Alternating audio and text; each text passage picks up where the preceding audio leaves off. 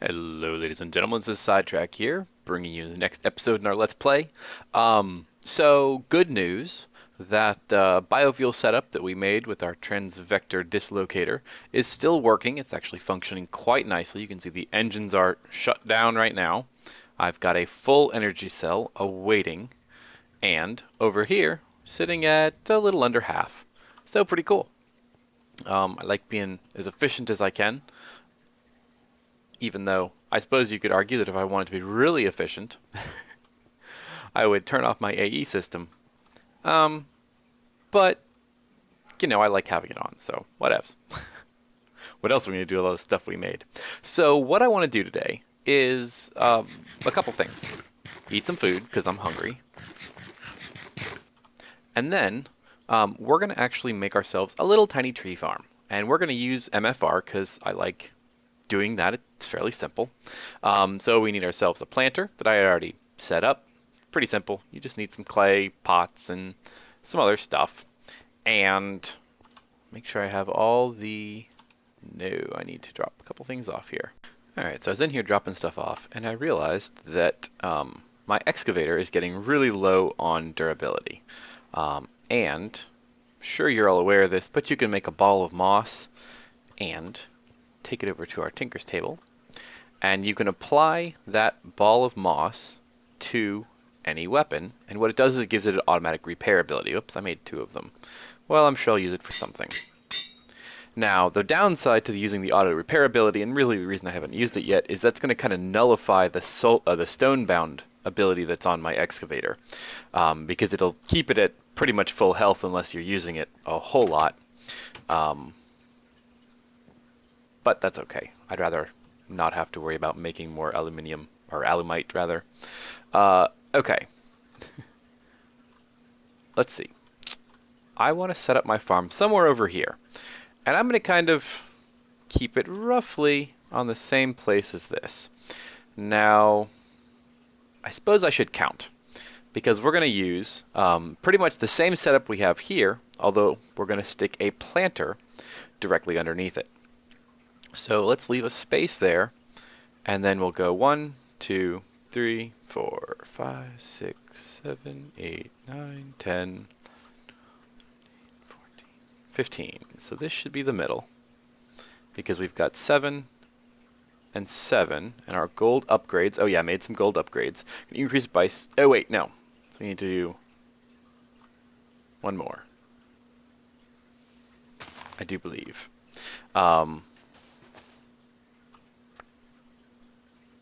Oh, I hope I don't dig myself into a hole here. Let's see. So I'm going to dig this out, and I'm actually going to bring it and wrap it around so that we can connect a train over to that side and bring it over here. So as soon as I'm done with that, I'll be back. Alright, so we've got a nice little square tunnel. You can see that this is part of the railroad track. It goes down on the other side of this wall, and then it's going to come around and work its way back, and we're basically going to have our cart make a nice big square. Now, I'm going to go set that up, because I don't think you really want to watch me lay down track, and I'll be back in a few. And we're back. So we've got the railroad set up, and our train is merrily running round and round and round. You'll probably hear it go by as we work.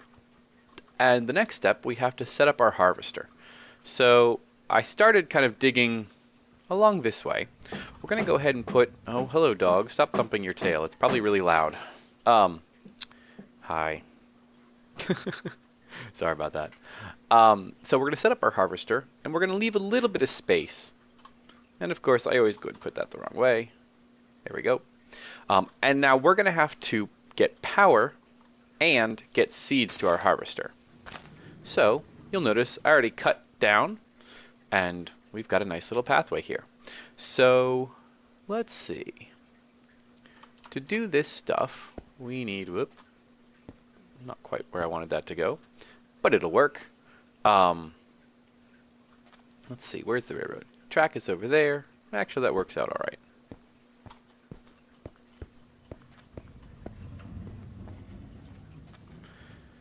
So this is going to come down,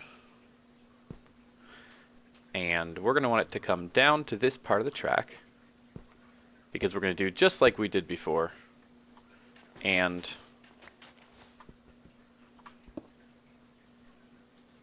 I'm going to have to go make myself some more item ducts, I believe. Don't think it's going to make it. Oh, so close. Actually, you know what? This will work. I'll just put my chest right there. And now we just need our cargo pickup rail. And there we go. Very cool. So, we're going to need a little bit more item ducts because we're going to have to wire up our planter, and we're one off. I wonder, actually. Alright, so planter needs to go there, and we are just a little bit off. So let's do this. Of course. No, still be one too far away. Alright. Well, I will go make some more item ducts. But in the meantime, what I want to do is actually set up some power for this. Now, we used, Industrial Craft solar panels over there because that harvester really is not doing that much work. It's every once in a while it's going to, chop the tops off one of those. But with trees, you've got to shear all the leaves, and then you've got to cut down the branches, and it takes a lot more power. So for this, we're actually going to divert some of the wood that is, going to end up in this chest, and we are going to use it to power some steam engines.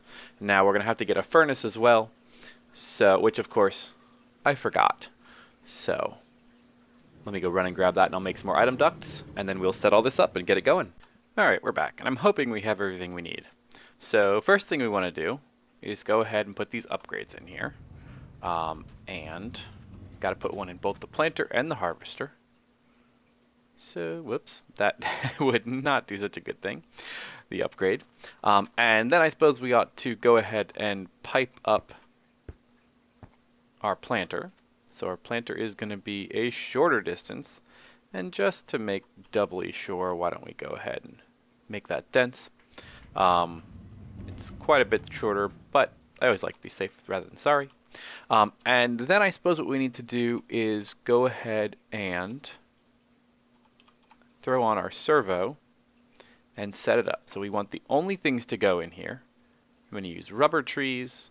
For the moment, I think I'm going to use sakura, just because they grow fairly quickly. Oak trees, and the other kind of rubber trees. So we're going to have two different rubber trees. That way we can get both types of rubber out of here. We're going to get a lot more Mine Factory Loaded rubber than we are Industrial Craft rubber, but the nice thing is this will work, and it, we don't have to run around clicking on the trees. Alright, so this should be pretty good. How do we want to set this up? Let's do one thing of regular rubber. Let's do, I don't know, 2 things of oak.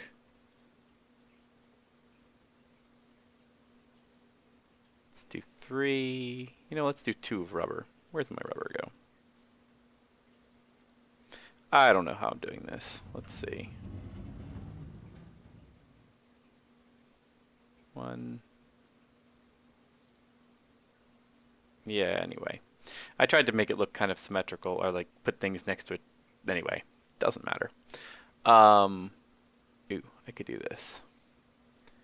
I don't really know if there's any particular reason why I would want to do it this way, but this is the way that I'm doing it. Now, the nice thing is the oak will grow no matter what's on top of it. The rubber trees will not grow if something's directly above them. So that's why I want to try and keep them sort of grouped up, because they grow more or less straight up.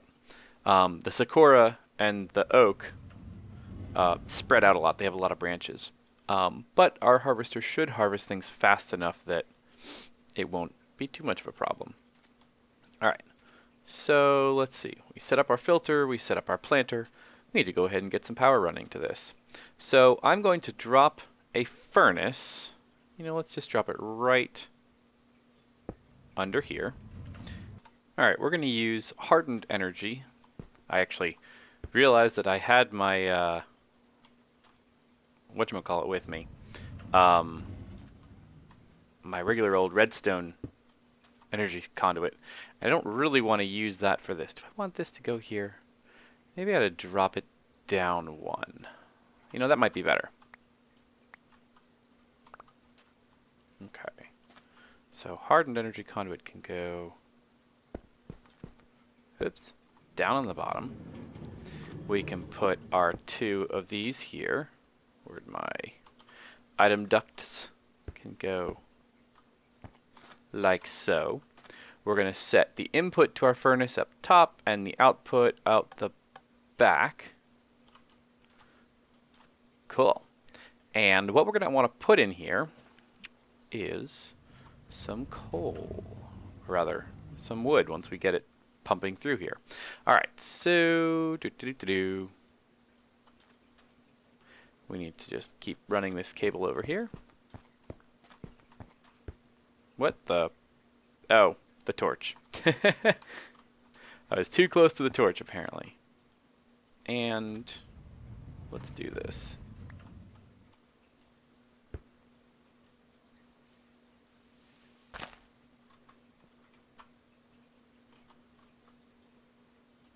Nope. There we go. Okay, so that's going to get power. And we're going to need to run this. Oh, yuck. Oh, well.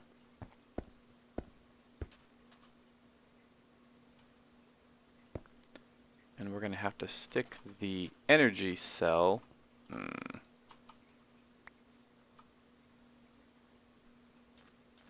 Let's see. Okay. So we're going to run our cable down there, over here. This needs to come up. Cool. And tell you what, because I would like to be able to walk around here. Wonder if there's a better way of doing this. We need to have our hardened energy cell. And let's all right, so here's the tricky part. We need to be able to. All right, I'm going about this in a crazy way. All right, so we want to be able to walk around here, and we also need to export from our energy cell. So what we're going to do is we're going to put the energy cell here. We're going to put the two dynamos going into the energy cell. And then coming out of the energy cell, we will do our conduit. Now,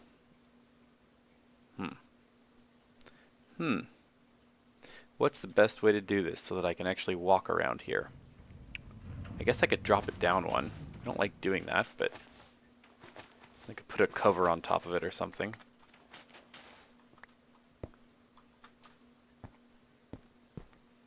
The nice thing is there's no distance penalty for the conduits, so I can walk through here. That works. Okay, now all I need to do is set up our aqueous accumulator, and let's go ahead and put that through this wall. Where's my shovel? One more.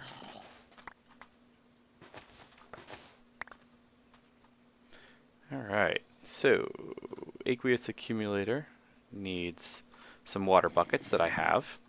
It's gonna go, oh, I guess here is as good a place as any.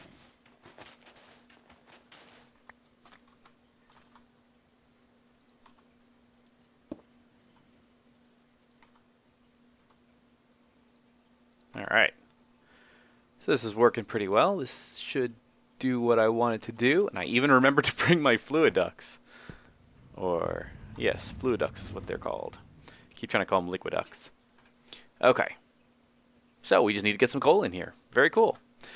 So let's see. I'm going to go grab some coal, throw it in here. That'll get these things booted up. The planter will start to plant. The harvester will start to fill up with energy, and once it actually gets some power, it'll start to do its thing. Very cool. All right, um, so I'm a little out of it today. I don't know. Hopefully this video turns out all right. So you know I don't know. I don't know what my deal is today. So let's see. I'm gonna grab some. Actually, I wonder how much wood I have, because why not stick wood in there? I'm gonna get a bunch more in a little bit anyway. Cool. And then I think once we get this thing set up and running, we're gonna have to go grab some animals, and that way, pick up that dirt block. Actually, you can go ahead and start putting dirt back down. No, it's in my backpack, isn't it? Alright, so you can put dirt directly over your planter. There's no real reason to leave it out and hanging. Excellent. Alright. Oh, you know what? I'm not actually going to be able to... that'll work. Okay, so this should start filling up. We need to set the output, and oh boy, I think this is the... Is that right? Yes, it is. Excellent. So we're going to start making some of this. I suppose we need to send this around, and that should work out rather well. Very cool. Making some... Why is that not exporting? Did I not... Oh, that's why. Always remember to set your direction. Now this is an out. No, wait, no. Ah, that's why. Okay. So that needs to be an out. And this is an in. That's going to be an in. Yes. Okay, so it's already planted. Very cool. We are up and running. This is just what I like to see. So we're gonna, and you know, I spent all that time with that last you know, trying to swap out energy cells. I think I'm gonna make it just a fairly simple. Well, I don't know. I may just leave this the way it is because we're gonna constantly be getting more and more coal all the time. There seems to be little point in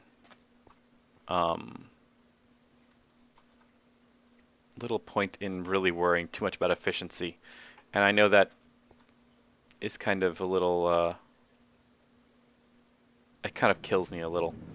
I may work on it later, I don't know. Because what these engines do is, if you didn't already know, they actually, once they start to make power, once this fills up, then the dynamos themselves are going to fill up, and then they will slowly reduce the amount of energy that they output, and they'll reduce the amount of charcoal they burn. And so I don't think I'm going to worry too much about making these super efficient. Oh, hey, and we have a tree that's grown. Excellent. So look how fast this goes once you give it plenty of power. Just chopping everything down. Excellent. All right. So, and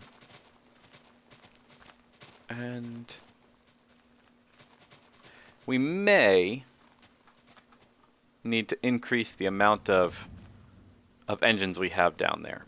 I suppose we'll find out. So let's see. We should get some good stuff coming through here at this point.